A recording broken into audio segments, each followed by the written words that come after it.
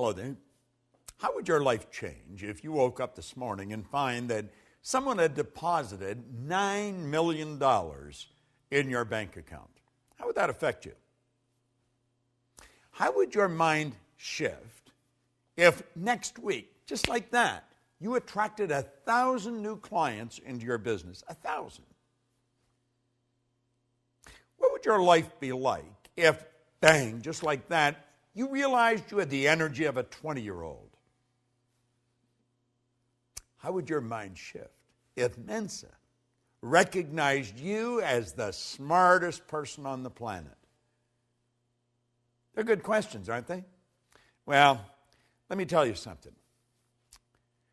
There's a lot more than 9 million just waiting there to come into your life.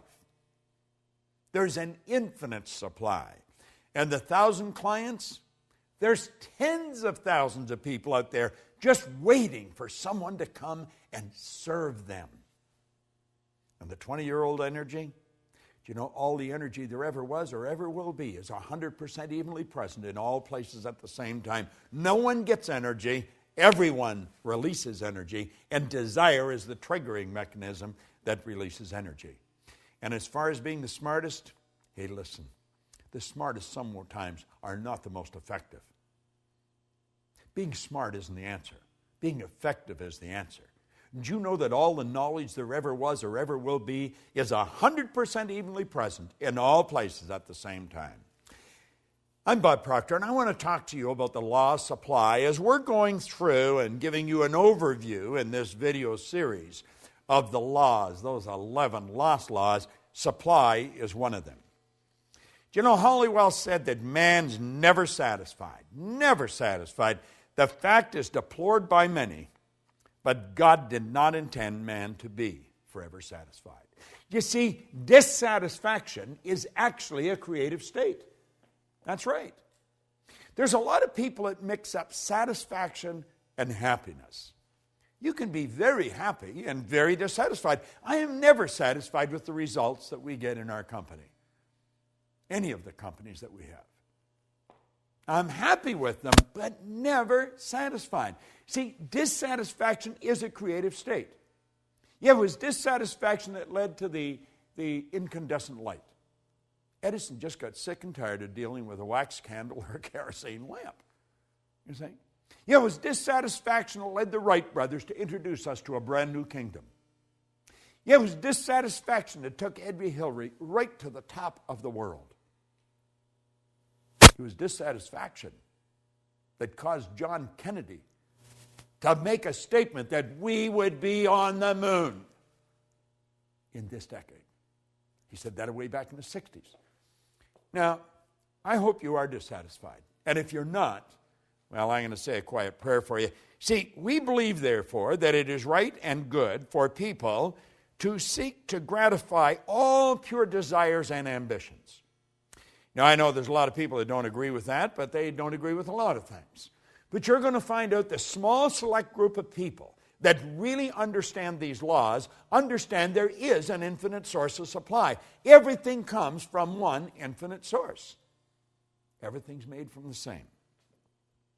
The difficulty with some is that they can more easily look to the creature as the source of their substance than to the Creator. Just beyond the average person's grasp. We don't really believe that God is the source of our substance. Now, when we start to believe it, I think it starts to happen. Let me share something with you that I read a long time ago. Dr. Wernher von Braun was one of the greatest scientists that ever lived. He's considered by many as the father of the space program. Think about this for a moment. He said after studying this now, before I mention this, let me also mention that for a long time, science and religion were antagonistic. They just could not come together. But they since have come together. Now, von Braun said that after years of studying the spectacular mysteries of the cosmos, he was led into a firm belief in the existence of God. Now, I'm not trying to turn this into a religious dissertation. I am just mentioning my own personal belief after studying these laws for very close to 50 years. I see the law as the uniform and orderly method of the omnipotent God. A law is something that happens every time with every person everywhere. And everyone that has accomplished anything will be quick to tell you this. See, as we look back, everybody loves a dead genius. They really do. But you know, all of these great geniuses from history that we look at, they weren't considered geniuses when they were alive. The Wright brothers were considered real heretics. They really were. See, the people that made it happen, they were out of the box. They weren't ordinary thinkers, but they understood that there was this governing process called the law. You see, before we're able to believe in abundance of good, we've got to then see and enjoy that everything comes from one infinite source of supply. And when we really understand that, everything is going to change direction for us. Nothing can be made from something any more than something can be made from nothing. But where does water come from? Let's give it some thought. If we went outside on a nice clear day and stood there with a cup, just stood there, and we were patient, and we stayed there long enough, do you know that that cup would fill with water? Yeah. You would see in the no thing, you would see a cloud formation.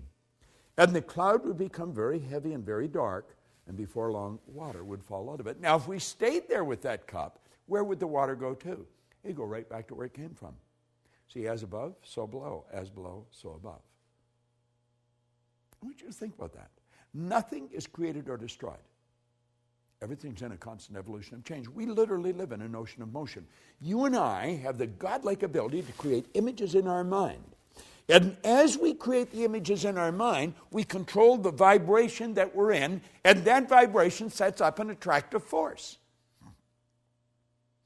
In the seminars that I conduct, I hold up a little acorn sometimes that comes from a giant oak tree. But the little acorn is nothing but a mass of energy in a high speed of vibration. It's just a little physical nut. Now, if I kept that acorn in my pocket, that acorn would disintegrate because it's governed by a very, very basic law, create or disintegrate. And it's not in an environment that's conducive to its unfoldment. But let's suppose I take and I plant that acorn in the earth. Do you know that there's particles of earth that are in harmonious vibration with that little mass of energy that we call an acorn? See, if you looked at the acorn through a microscope, it's not solid. It's just a little mass of energy that's dancing. Let me digress for a moment. Let's suppose I took 2 drops of water on a glass top table and I pushed them together until they touched. Then I'd have 1 drop, wouldn't I? I'd have a bigger drop. Let's suppose I put another drop and I pushed it together. Now, what do you think the odds are of me separating that one little drop, the one little puddle, I guess I could say, back into the same 3 little mass of molecules, the same 3 dots? You know it's not going to happen. You know, what God hath joined together gives it new meaning, doesn't it? Well, you see, there's particles of energy that's jammed right up against the acorn in the earth that don't vibrate in harmony with the acorn. But there's particles of energy that do vibrate in harmony with the acorn, and the acorn's like a magnetic force, and if you could see it with the naked eye, you would see little particles of energy marching just like obedient soldiers right towards the acorn. And as they touch the acorn like that, like the 2 drops of water, they become one with the acorn. And this process is continuous. It's continuous. And the only particles of energy that the acorn can attract are the particles that vibrate in harmony with it. They're on a frequency. And the acorn keeps attracting and keeps expanding. And the shoots come out of the bottom, and then it breaks through the earth, and it attracts from the atmosphere as well as from the earth. And before long, you'll see a giant oak tree. All by attraction. It's all energy moving. There's one source of supply, just one. Well, do you know that you are attracting to you right now from an infinite source? Now, if you're holding thoughts of lack and limitation, that's what you're going to attract. The universe, by law, can only give you what you put in the order for. What are you putting in the order for? We talked in a previous video about thinking. There's a law of thinking. Well, as you think, you attract. So think about it. What have you put in order for? What are you attracting? Everything comes from one infinite source. You might say, well, I don't really understand that. Then just take my word for it, because I do understand it. And if you study it for a while, you're going to start to understand it. Like Solomon said, in all you're getting, get understanding. Well, let's understand where everything does come from. There's no lack. There's no limitation.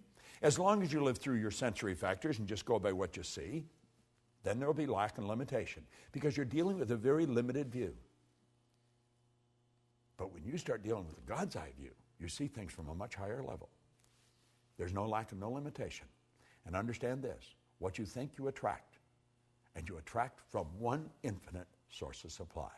Study this law of supply. It's a phenomenal law, and it works for every person, every time, everywhere.